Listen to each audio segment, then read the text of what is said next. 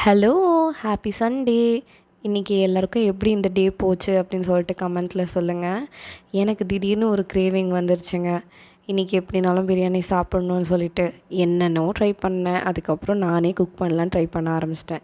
எத்தனை பேர் வராதுன்னு சொல்லிட்டு நிறைய டிஷ்ஷஸை ட்ரை பண்ணாமையே வச்சுருக்கீங்கன்னு கமெண்ட்டில் சொல்லுங்கள். நானும் அந்த மாதிரி தான்.